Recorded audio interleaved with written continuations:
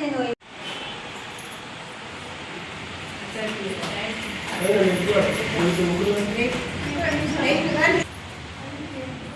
చెప్పండి.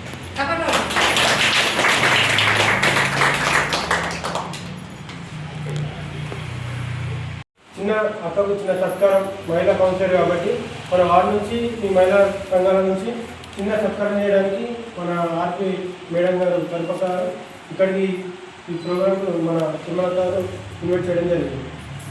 కాబట్టి ముందుగా మిగతా కార్యక్రమాన్ని ప్రారంభించాం. అదంతా సమస్య లేదు. ఇక మహిళా దినోత్సవం మనం దానికి మహిళ గెలిచినందుకు మనకు సంతోషం ఉంది. మహిళా దినోత్సవం సందర్భంగా ఫస్ట్ పిలిపించుకొని సత్కారం చేయాలని ఆలోచించుకున్నాం.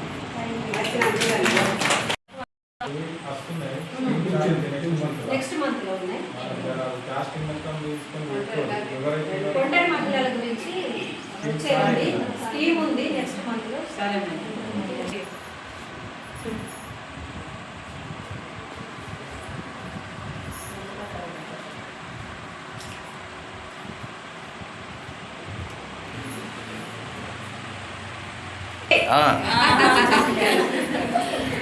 Happy women's day.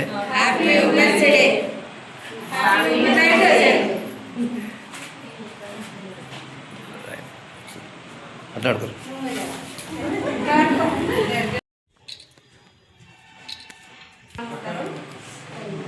మహిళా దినోత్సవం సందర్భంగా మన కొత్త ఎన్నికైన కౌన్సిలర్ గారిని తీసుకొని సత్కారం చేసుకున్నామని ఆలోచించినప్పుడు మరి సత్కారం చేసుకుంటే బాగుంటుందని పిలిపించుకోవడం జరిగింది. మనకు ఏదైనా సహకారం అందించాలని మనకి ఏదైనా సాయం కానీ మన సంఘాల తరఫున ఏమైనా సాయం చేయాలని కోరుతున్నాను. మన సంఘంకు ఇంకా అక్కడ కూడా కావాలా, ఇంకా బాత్రూమ్ లేవు, అంతనే ఇక్కడనే కూర్చోకుండా మీటింగ్ నెల ఇక్కడ జరుపుకుంటున్నాము.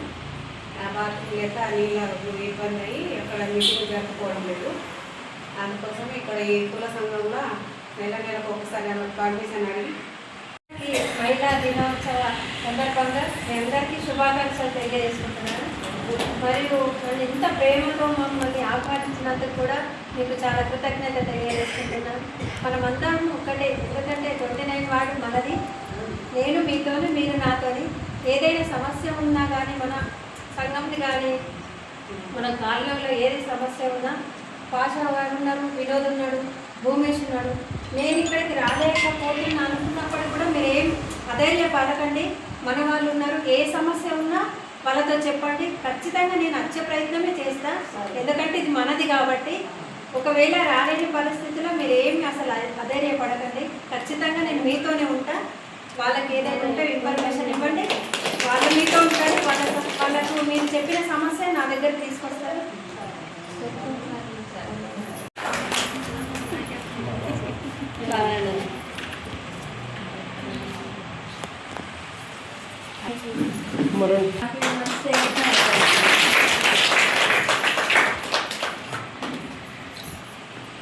తీసుకొచ్చాను.